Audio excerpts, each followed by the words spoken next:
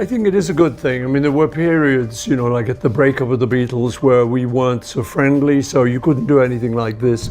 In a recent interview with The Guardian, Paul McCartney shocked fans worldwide when he candidly revealed the names of the women he said he could never forgive.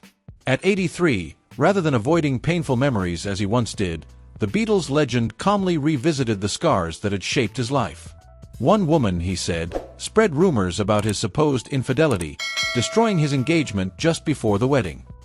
Another became romantically involved with one of his closest bandmates, shattering a friendship that had lasted for years. And one, he believed, was the key reason behind the Beatles' breakup, the end of a golden era in music history. So, who were these women? And among them, who left Paul McCartney with the deepest wound? One name stood out. Yoko Ono, the intruder, the woman many blame for the Beatles' downfall. London, spring 1966. At the height of the Beatles' fame, John Lennon happened to meet a woman who would forever change the course of music. That night, at the Indica Gallery, a petite Japanese artist was setting up her peculiar exhibition. Her name, Yoko Ono.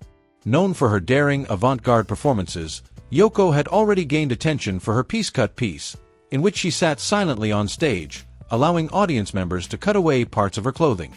John Lennon, tired of his good boy image and seeking something deeper, was immediately fascinated by her courage and unconventional mind.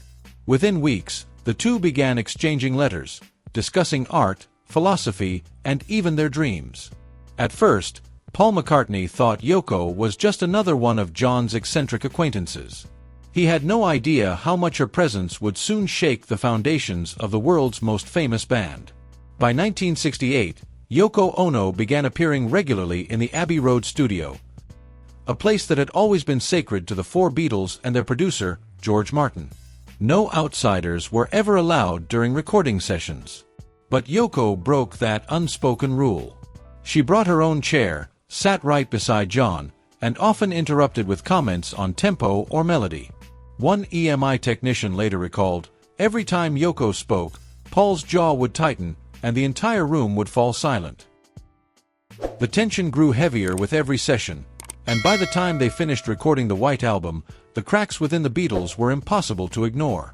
During one tense recording session, George Harrison abruptly walked out. Ringo Starr later admitted, honestly, I felt like a spare part. Paul, ever the perfectionist, took it personally. I can't compose with someone sitting next to me, watching as if they're controlling everything I do, he once said. On one occasion, while they were working on a new track, Yoko suddenly suggested adding percussion using a metal basin. Paul turned to John in disbelief. John simply smiled, and producer George Martin silently left the room for a smoke. No one argued, but the atmosphere was suffocating, so heavy that no one dared to even breathe too loudly. From being just John's girlfriend, Yoko quickly became what many called the fifth Beatle. John began showing up late, leaving early, and spending most of his creative energy on projects with her. Together, they recorded unfinished music number 1, Two Virgins, its cover featuring both of them completely nude. The scandal forced EMI to issue a public apology for offending public decency. Paul and the others were stunned. To them, John no longer seemed like the Lennon they had known. The British press and fans turned against Yoko almost immediately. The Daily Mirror branded her the most hated woman in England, while New Musical Express sneered, when the Beatles go silent, Yoko's voice gets louder. Meanwhile, Cynthia Lennon, John's first wife, was heartbroken. She discovered that Yoko had already moved into their Kenwood home, just days before the divorce papers arrived. Paul later confessed, I felt sorry for Cynthia, but John already belonged to someone else. By late 1969, tensions reached breaking point. During a meeting, Paul proposed the Get Back project, hoping to revive their old spirit. John's reply was chillingly final, I've got Yoko. I don't need the Beatles anymore. Biographer Hunter Davies would later describe that moment as the gunshot that ended the greatest friendship in rock history. For Paul, it wasn't only emotional, it was also about trust. He believed Yoko influenced John's business decisions as well. When Apple Corps began facing financial chaos, Paul wanted Lee Eastman, the father of his fiancée Linda, to manage the company. But John, guided by Yoko, insisted on bringing in Alan Klein, a man Paul called the fox of the music business. That choice deepened the divide, leading to years of lawsuits throughout the 1970s as the Beatles finally disbanded. The feud soon spilled over into their music. In 1971, Paul released Ram, which included the track Too Many People, a thinly veiled jab at John and Yoko. You took your lucky break and broke it in two. John retaliated with How Do You Sleep? A brutal musical counterattack. The only thing you done was yesterday. And since you've gone, you're just another day. To Paul's dismay, George Harrison even played guitar on the track, a betrayal that cut deeply. The press dubbed it the post-Beatles war, with fans taking sides, some loyal to Paul, others to John and Yoko. Many journalists cast Yoko as the Eve who ruined rock's paradise. After John's tragic death in 1980, many assumed Paul would finally forgive. But in a 1987 Esquire interview, he confessed, "I never felt comfortable around Yoko. There was something about her that made me feel controlled." The remark reignited the old controversy. At John's 1990 memorial in New York, witnesses noted that Paul and Yoko stood on the same stage, yet never once looked at each other. A BBC reporter observed, "They appeared together, but as if from two different worlds." Time moved on, but the distance remained. In the 2023 podcast McCartney, A Life in Lyrics, when asked again about Yoko, Paul sighed and said quietly, "I lost my best friend. I don't know who to blame, but it all started the day she walked into the studio." That single line was seen as his most honest and painful confession. Even after more than 50 years, despite all the music and memories he shared with John, Paul never fully accepted that there had once been a third person between them. Now, Yoko Ono is in her 90s, living quietly in her New York apartment, rarely seen in public. Paul still performs across the world, but when her name comes up, his answer is short and final, "I don't want to talk about that anymore." His words sounded calm, almost casual, but everyone could feel the pain beneath them. That wound had never truly healed. To most of the world, Yoko Ono was just an unconventional artist. But to Paul McCartney, she embodied loss, the loss of a friend, a band, and a golden chapter of his life. Yet, that was only the beginning of his heartbreaks. The next woman, Heather Mills, would not only wound Paul emotionally but also turn him into a target of public ridicule, the last Beatle of the golden age, humiliated before the world. Heather Mills, the wife who made Paul McCartney a global punchline. "It's quite a strange situation," Paul once said, "because suddenly, for the first time in your life, you're living so closely with someone you don't really know." It was the summer of 1999 at the Dorchester Hotel in London. What seemed like an ordinary charity event would soon change Paul McCartney's life. At that time, Paul was living in the shadow of grief. His beloved wife, Linda, his partner for nearly 30 years, had died of cancer. Heartbroken, Paul withdrew completely from public life, isolating himself on his Sussex farm and rejecting every offer to perform. He told Q magazine, "I thought I'd never love again." Then, under the bright flash of cameras, a tall blonde woman walked toward him, graceful, confident, and slightly limping on a polished prosthetic leg. She was Heather Mills, a British model known for her courage and determination after a 1993 motorcycle accident had cost her part of her leg. Heather's charm, energy, and emotional intelligence captivated Paul almost instantly. "She made me feel that life was still beautiful," he later admitted. Within months, Heather moved into his London home. The press adored the story, calling it the fairy tale romance of the last Beatle who still believed in love. On June 11, 2002, their extravagant wedding took place at Castle Leslie in Ireland. There were fireworks, live bands, and a guest list packed with celebrities, from Elton John to Ringo Starr. Millions watched, and Paul declared, "I believe Linda is looking down and smiling." But that smile didn't last long. After the wedding, Heather began asserting control over nearly every part of Paul's life.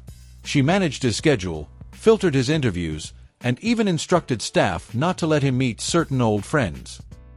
She wanted to be the manager, the spokesperson, and eventually the decision-maker, one team member told The Telegraph. Paul, known for his calm nature, began losing patience. But every time he pushed back, Heather would break into tears and say, "You don't understand what I've been through." Between 2003 and 2005, Heather became a constant presence on television, often speaking about the challenges of being married to a world-famous musician. On GMTV, she admitted, "Life with a celebrity isn't easy." Her words fueled rumors that their marriage was falling apart. Tabloids like The Sun and Daily Mirror thrived on stories of her arguing with Paul's staff or demanding that he quit touring to spend more time at home. By 2006, the rumors became reality.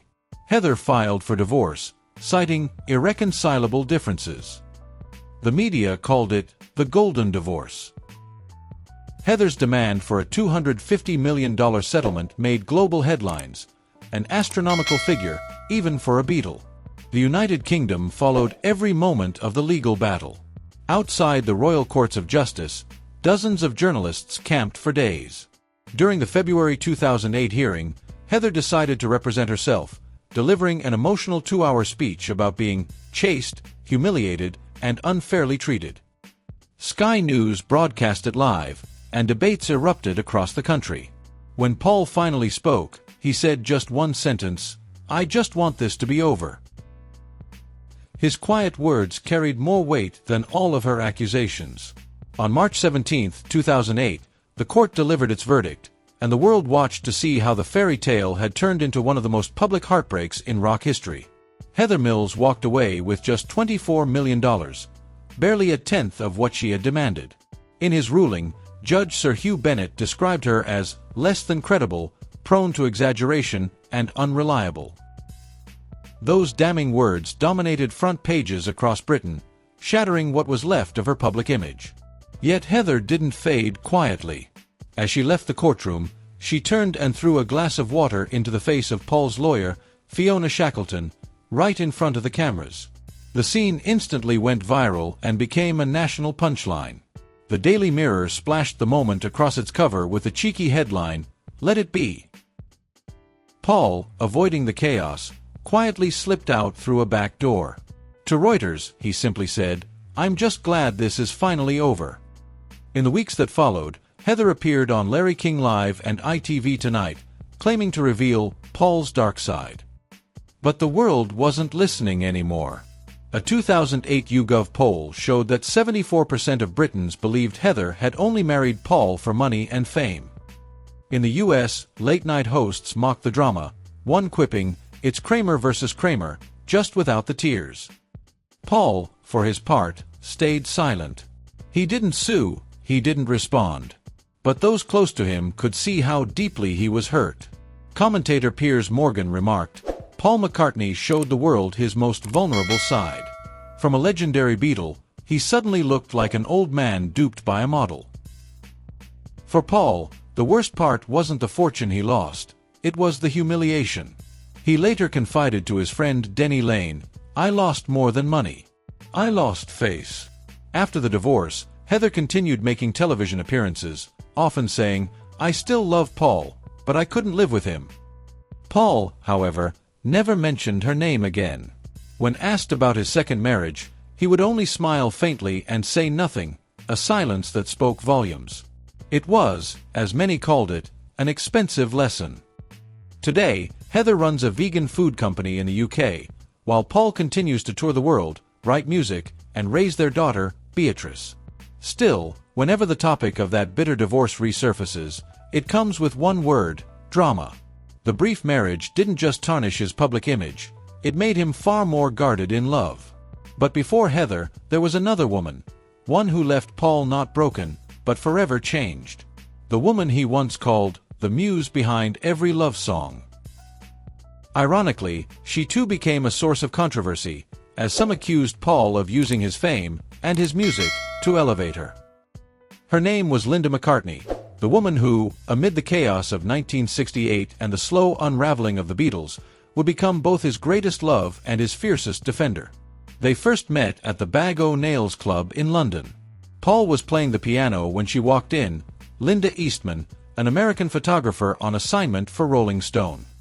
With her soft blonde hair and quiet confidence, she raised her camera, snapped a candid shot, and smiled. She didn't ask for an autograph, didn't fawn over him like a fan. Her calm, genuine presence caught Paul completely off guard, and in that single, fleeting moment, something between them began. In that moment, I knew she was different from everyone else, Paul later recalled. Their love, he said, came like a gentle breeze in the middle of a storm. As the Beatles fell into constant arguments and tension, Paul escaped London for his remote farm in Scotland, seeking peace. "I just wanted to get away from the Beatles, from everything," he admitted in the McCartney Years documentary. Through that dark period, Linda, with no background in music, became his greatest comfort, his safe haven. In March 1969, Paul and Linda were married at Marylebone Town Hall. None of the other Beatles attended. It was a quiet, intimate ceremony, with only close family present. As they stepped out of the registry office, Paul held Linda's hand while reporters swarmed around them. One BBC journalist shouted, "Are the Beatles finished?" Paul didn't answer. He simply kissed his new wife, silently declaring that his private happiness now mattered more than fame. But that love, so pure and simple, soon led to the most turbulent chapter of his career. After the Beatles' breakup in 1970, Paul released his first solo album, McCartney, on which he played every instrument himself. Critics tore it apart, calling it a shadow of the Beatles' magic. Yet Linda stood by him. She encouraged him to keep creating, though, ironically, her presence would also fuel harsher criticism. In 1971, Paul formed a new band, Wings, and made Linda a full member, assigning her to keyboards and backing vocals. The British press was stunned. Melody Maker ran the headline, "McCartney hires his wife, genius or madness?" Many mocked the idea, calling Wings a family band, and sneering that Linda was a schoolgirl at the piano, protected by her husband. A critic from NME joked, "Linda never played a wrong note, because she never played at all." But Paul refused to give up. He trained her tirelessly and brought her on tour. During their 1972 European tour, things reached a breaking point. In Gothenburg, Sweden, when Linda began to sing, the audience booed and chanted, "Bring back the Beatles." Paul kept performing while Linda stood frozen under the lights. After the show, furious and heartbroken, he smashed the dressing room door, shouting, "No one laughs at Linda." Despite his defense, the ridicule didn't stop. When Wildlife flopped, the blame fell squarely on her. The Times called it the failed experiment of the man who once wrote, "Let It Be." Enraged, Paul banned the newspaper from his home. Still, the belief persisted that Linda had dragged him down. In 1973, desperate for a fresh start, Paul and Linda flew to Nigeria to record Band on the Run. When their demo tapes were stolen, they re-recorded everything from scratch. The result became Paul's greatest post-Beatles success, winning 3 Grammys. "Without Linda, I couldn't have done it," Paul said. But to the public, it was still Paul's victory, not Wings, and certainly not Linda's. By the mid-1970s, she had divided fans. Some praised her for grounding Paul, while others accused her of turning a musical genius into something ordinary. At Madison Square Garden in 1976, when Linda missed her cue during Live and Let Die, the crowd booed loudly, shouting, "Get off the stage!" Paul stepped to the mic and said firmly, "Anyone who came here to put her down, try it." The arena fell silent. Later, Paul admitted, "With the Beatles, I was part of a myth. With Wings, I was just a guy defending his wife." In 1995, Linda was diagnosed with breast cancer. Paul immediately halted all work to care for her. From the Mayo Clinic to London's Royal Marsden Hospital, he never left her side. Every morning, he would drive her through the countryside, playing music and trying to make her smile. But her health continued to decline. On April 17, 1998, at their ranch in Tucson, Arizona, Linda passed away. Paul sat by her side, holding her hand and softly playing "Let Me Roll It." The world mourned her, but the press remained divided. Some praised her as the wonderful woman behind the greatest Beatle. Others cruelly wrote, "Now Paul can make real music again." Those words, Paul later said, hurt more than anything. At a brief interview after the funeral, he spoke quietly. "Linda always believed I was greater than the Beatles. I just never realized that belief made her suffer." Years later, in the 2001 documentary Wingspan, Paul McCartney broke down in tears as he watched old footage of Linda being booed on stage. "I once blamed her for ruining my reputation," he confessed. "Now I only blame myself for not apologizing sooner." Linda was gone, but the debate about her never faded. To many Beatles fans, she was the woman who saved Paul from collapse. To critics, she was the reason his post-Beatles career lost its brilliance. For Paul himself, she was both salvation and scar, a love that healed him, yet left a wound that would never close. After Linda's passing, Paul locked his heart away for 4 long years. And when he finally opened it again, it led him into a storm of flashbulbs, tabloids, and what would become the most expensive divorce in British show business history. The world saw not the charming Beatle it once adored, but a man grown wary, fragile, and deeply guarded. But before Heather Mills or Linda Eastman, there was another, Jane Asher, the muse who once inspired him and ultimately exposed him, leaving Paul branded as unfaithful. It was 1963, and the Beatles were at the height of Beatlemania when Paul McCartney met Jane Asher, a 17-year-old actress with striking red hair, the picture of English grace. Their meeting took place at the BBC studios, where Jane had come to interview the band for Radio Times. Paul, sitting at the piano, looked up and saw her walk in. In his memoir Many Years From Now, he would later write, "I knew I was in trouble." Jane was unlike any woman Paul had known before, intelligent, cultured, and immersed in art and literature. She introduced him to a world far removed from the rowdy Liverpool scene, London's artistic salons, classical concerts, poetry by Dylan Thomas, and plays by Samuel Beckett. The Asher family welcomed Paul into their elegant home at 57 Wimpole Street, where he lived for a time in the attic room. There, he wrote some of his most timeless songs, Yesterday, and I Love Her, and We Can Work It Out. They soon became Britain's golden couple. The press adored them, hailing Jane as the nation's muse, and Paul as the perfect lover. Every time they appeared in public, crowds screamed their names. To everyone watching, it seemed destined to end in a fairy tale wedding. At Christmas in 1967, Paul proposed with a ruby engagement ring at a restaurant in Soho. The news spread across the country like wildfire. The BBC reported it, and fans sent letters and gifts to Abbey Road, celebrating the upcoming marriage. But behind the romantic headlines, the cracks had already started to show. After returning from a recording trip to America, Paul seemed distant, restless, and distracted. Immersed in New York's bohemian art scene, he began spending more time at parties and less with Jane. Always private and composed, she said nothing, until the summer of 1968, when she returned unexpectedly to London after performing in a Shakespeare play in Bristol. When she arrived at Paul's home on Cavendish Avenue, the lights were still on. She opened the door and froze. Paul McCartney was sitting with a dark-haired woman, the room cluttered with wine glasses and sheet music. The woman was Francie Schwartz, an American writer who had recently come to London to work with Apple Records. Jane didn't need an explanation. She quietly turned around, walked out, and never returned. Later, she said only one line to the press. "Every woman knows when she's been betrayed." The next day, the story exploded across Britain. The Daily Mirror blared, "Jane Asher leaves Beatle fiancé after catching him with another." The nation was stunned. Soon after, Jane appeared on BBC's D-Time and calmly announced, "I am no longer engaged to Paul McCartney."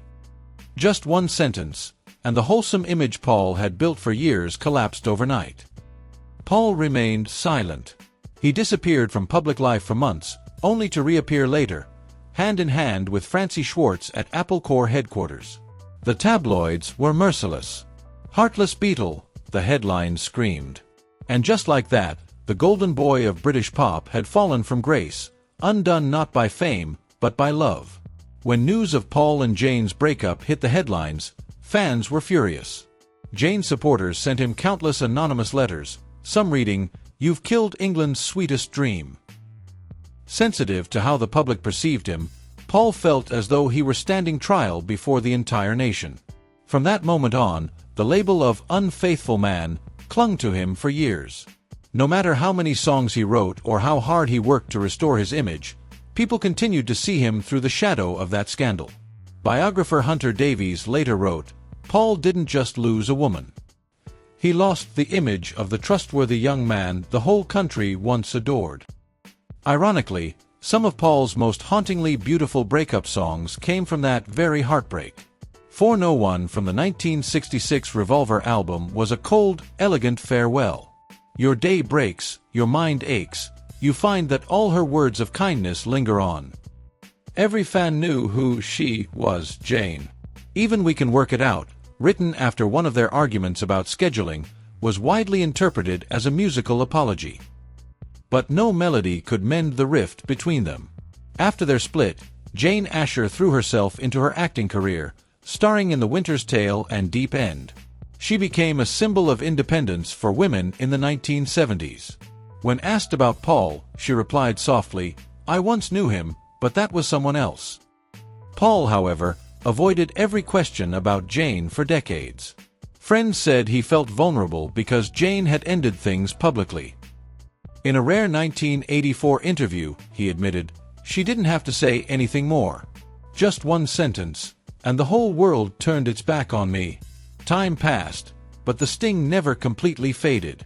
In 2017, when the BBC replayed Jane's D-Time interview for a Beatles anniversary special, Paul quietly left the studio. One staff member later recalled, "He smiled, but his eyes froze, as if an old wound had just reopened." Today, Jane Asher is a respected actress, living a quiet life with her husband, director Gerald Scarfe. And Paul McCartney, despite hundreds of timeless songs and decades of triumph, still carries, in the public memory, the image of the man who betrayed the good girl. Yet Jane wasn't the only woman to complicate his story. Some of the women who entered Paul's life, and the Beatles' orbit, didn't just stir his emotions. They pulled the entire band into whirlpools of jealousy, gossip, and scandal. Cynthia Lennon, the sister-in-law who turned against him. Throughout the 1960s, millions of girls dreamed of being Mrs. Lennon. But for Cynthia Powell Lennon, who actually lived that dream, life was far from magical. She married John Lennon in 1962, when the Beatles were still just a bar band from Liverpool, performing long nights in the smoky clubs of Hamburg. In her memoir, A Twist of Lennon, Cynthia recalled, "We lived on instant noodles, and John only had 2 shirts." When the Beatles skyrocketed to fame, Cynthia stayed home to care for their young son, Julian, while John toured the world with Paul, George, and Ringo, and lived a life of endless parties, alcohol, and other women. Among the group, Paul was the only one who treated Cynthia with consistent kindness.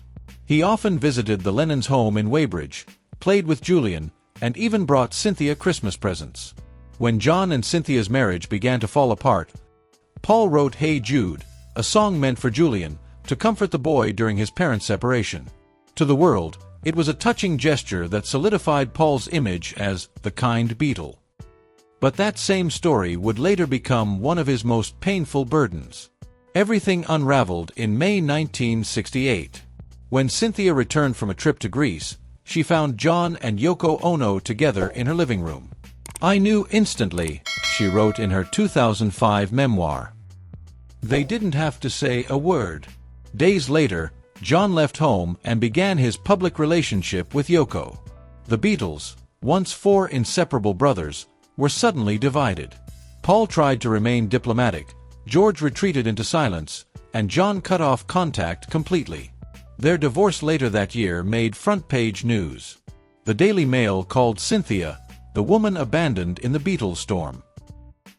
The public sympathized with her, while Yoko was vilified as the intruder. Paul stayed respectful toward his former sister-in-law. But that calm relationship would take a sharp turn a decade later, when Cynthia decided to tell her side of the story. In 1978, she released A Twist of Lennon, and for Paul McCartney, old wounds were about to reopen once again. When Cynthia Lennon released A Twist of Lennon, her words hit Paul McCartney like a quiet storm. In the book, she painted him not as the gentle, charming Beatle the world adored, but as a man obsessed with control, cold, distant, and consumed by his need for musical perfection. She wrote, "Paul came by after John left, said a few comforting words, and then disappeared. He cared more about music than people." When The Guardian quoted that line, it ignited a scandal. Overnight, Paul, once seen as the compassionate Beatle, became the target of a harsher public gaze. In a 1979 Rolling Stone interview, he shot back, "I think she's just trying to sell books." But his dismissive tone backfired. Many felt he was mocking a woman who had endured public heartbreak. From that moment on, Paul was branded the insensitive Beatle. A critic from New Musical Express wrote, "Perhaps Cynthia only said what everyone secretly thought, that Paul McCartney cares about music, not people." Paul told close friends bitterly, "I never wanted to be part of that fight, but she turned me into the villain." Then, in 2005, Cynthia returned with another memoir, John, and reopened old wounds. In it, she revealed that near the Beatles' final days, Paul had once stormed into Apple Corps and told John bluntly, "Stop with Yoko. She'll destroy everything." Cynthia added, "I knew Paul was right, but John would never forgive him." When the Times reprinted that passage, it reignited debate among Beatles fans. Some sided with Cynthia, calling her brave for telling the truth. Others accused her of exploiting sacred memories to sell books. Paul, meanwhile, said little, only once commenting to The Telegraph, "I don't have a problem with her. I just don't like how she keeps using the Lennon name to tell stories that don't belong to her." A former assistant recalled, "Every time a new book came out, Paul would lose his temper. He wanted to believe the Beatles chapter was over, but Cynthia never let it end." For Paul, the real pain wasn't the criticism, it was being dragged into someone else's tragedy. Even his purest gesture, "Hey Jude," written to comfort Julian Lennon, was twisted by cynics who said Paul could only write songs instead of truly helping. His image as the kind Beatle began to warp into that of a hypocrite. When Cynthia Lennon passed away in 2015 at her home in Mallorca, Spain, Paul's public farewell was brief, a single tweet. "She was a good person. I will always remember. No flowers. No speech. No interview." But those who truly knew the Beatles understood. Behind those few words lay a lifetime of tangled memories, of friendship, betrayal, and the women who had stood between the four men who once ruled the world. Each time Cynthia's name resurfaced, Paul was forced to confront a past he longed to bury, a past filled with fractured trust, lost brotherhood, and the painful truth that nearly every Beatles tragedy began and ended with love.